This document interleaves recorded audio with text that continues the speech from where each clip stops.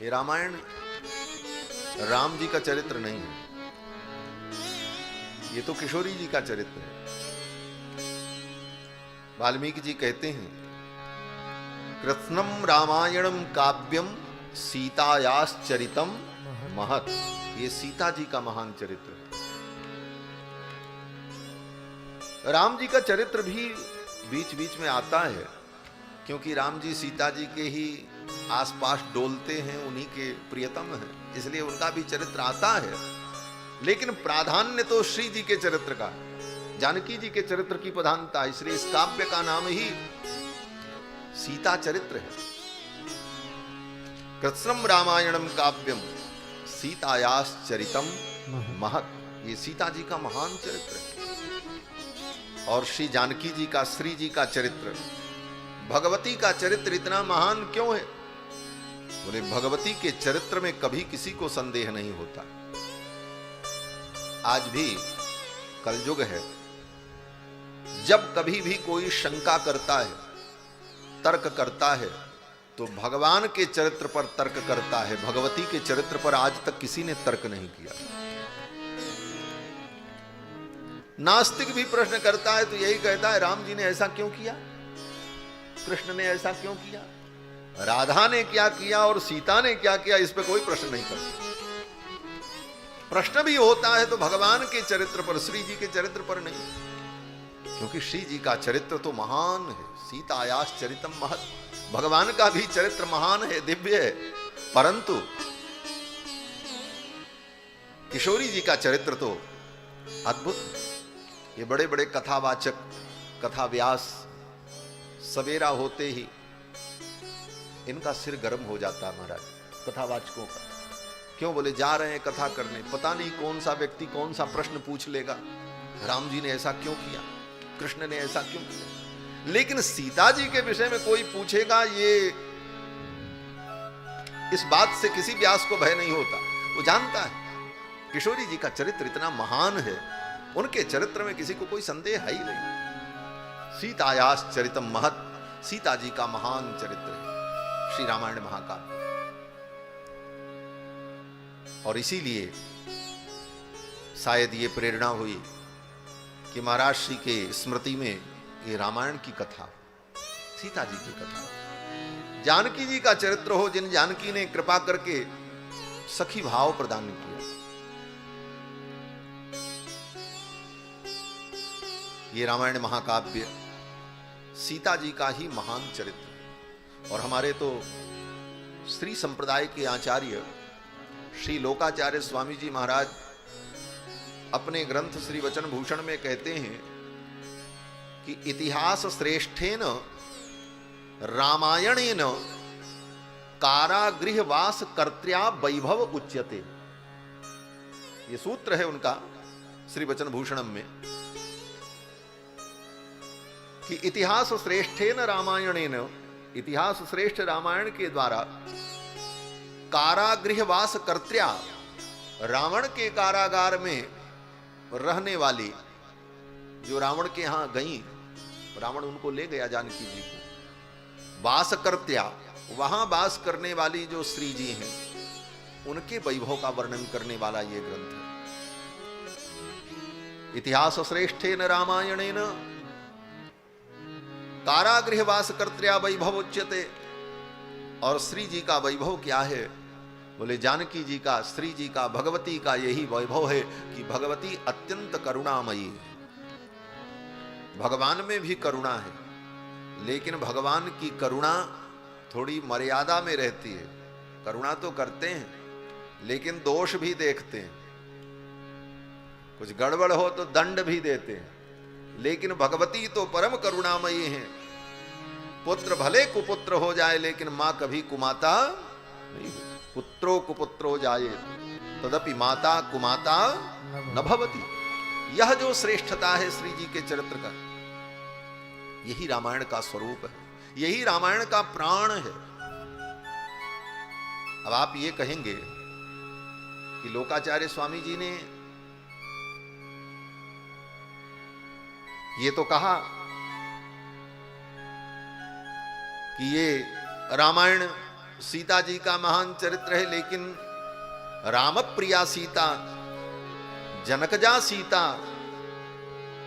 अयोध्या की पट्टमहिषी सीता, ये विशेषण न देकर कारागृहवास करत्या, रावण के कारागार में रहने वाली सीता जी का ये महान चरित्र है, तो रावण के कारागार का स्मरण करके क्यों कहते हैं? तो इसलिए कहते हैं कि श्री जानकी जी की वो अपार करुणा रावण के कारागार में ही प्रकट हुई। क्या करुणा?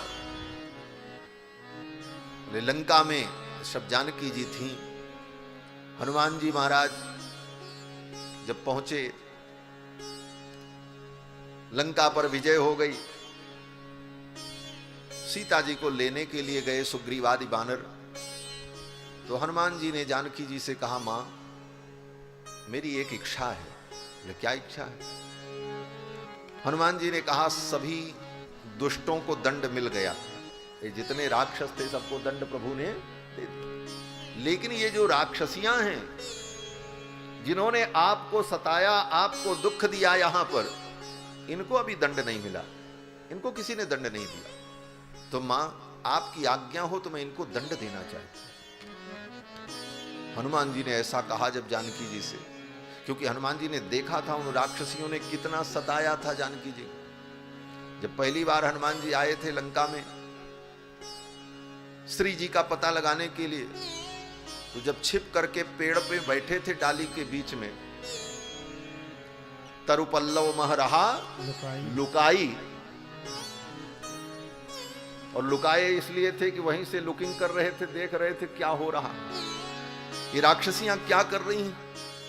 और राक्षसियां कर क्या रही थी? बोले बार बार आकर के जानकी जी को भयभीत कर रही थी। एक आकर के कहती थी कि मैं तुम्हारा कलेजा खाऊंगी, दूसरी कहती थी देखो देखो कलेजा तुम खा लेना, इसकी आंतों को मैं खाऊंगी।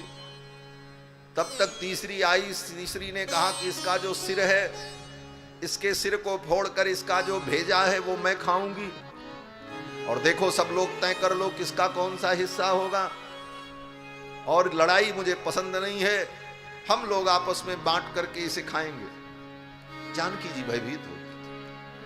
तब तक उधर से शूर्पणखा नाम की राक्षसी आ गई। ये शूर्पणखा दूसरी वो वाली नहीं थी, एक ही नाम के बहुत से लोग होते हैं। वो आई और उसने कहा कि देखो देखो सुरामानीयताम क्षिप्रम सर्वशोक विनाशिनी, समस्त प्रकार के शोकों का विनाश करने वाली सुरा ले आओ। उस राक्षसी ने कहा कि समस्त प्रकार के शोक का विनाश करने वाली सुरा ले आओ। राक्षसों की दृष्टि में सुरा जो होती है ना, वो शोक का विनाश करती है। इसीलिए आज भी जो राक्षसी प्रवृत्ति के लोग हैं वो लोग यही कहते हैं कि पीते तो हम भी हैं, लेकिन क्यों? बोले गम भुलाने को। शोक विनाशिनी। उस राक्षसी ने भी कहा कि सुरामानीयताम क्षिप्रम सर्वशोक विनाशिनी, समस्त शोकों का विनाश करने वाली सुरा ले आओ।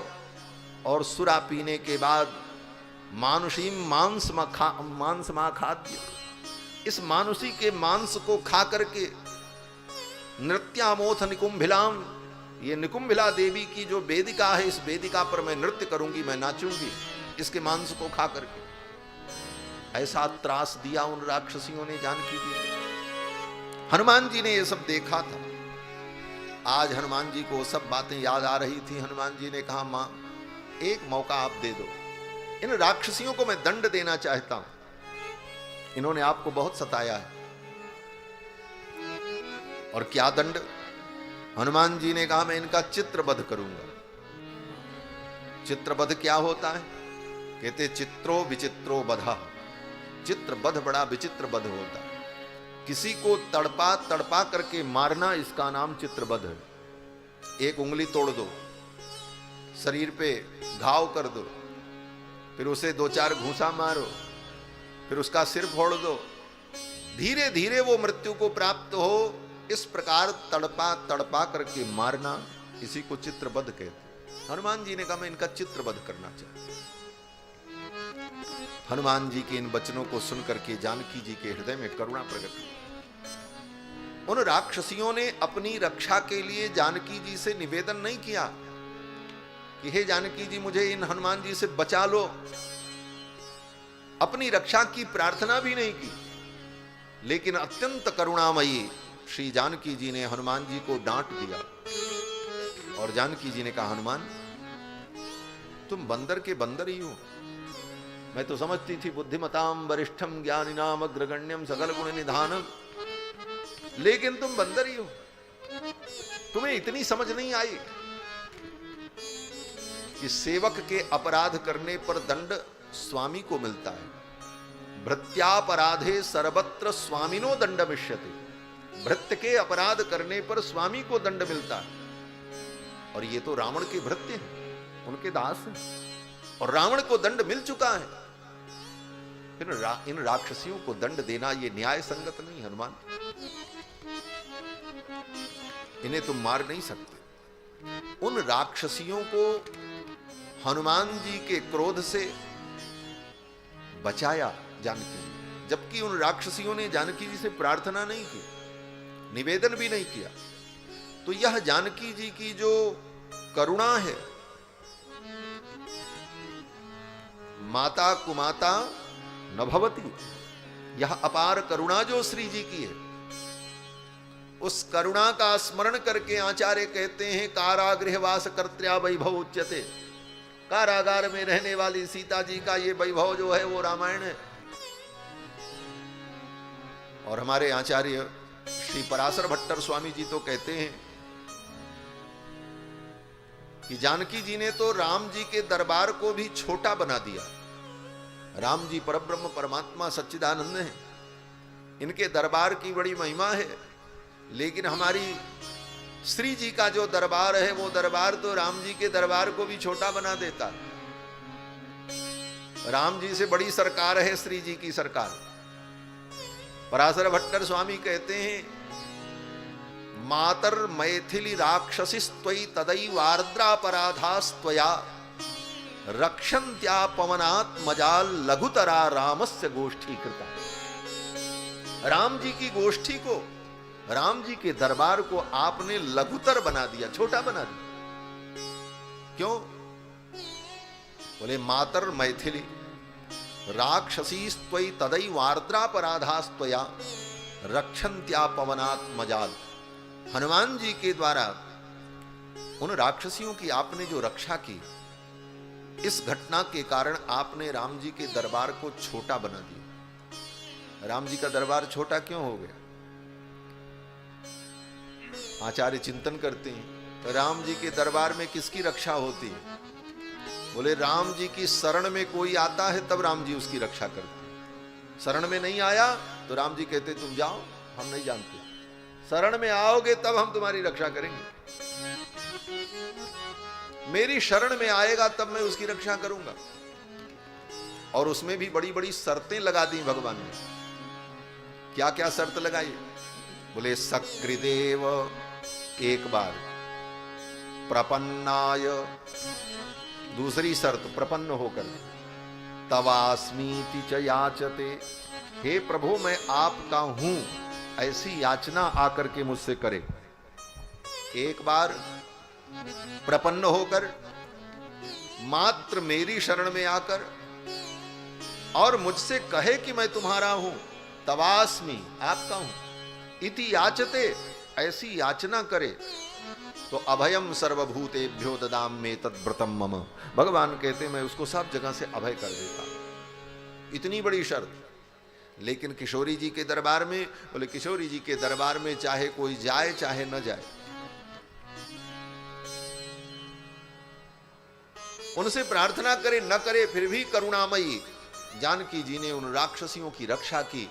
इसीलिए आचार्य चरण कहते हैं कि आपने तो भगवान के दरबार को भी छोटा बना दिया। तो यह श्री जी का महान जो चरित्र है, इसी का विस्तार श्रीमद् वाल्मीकि रामायण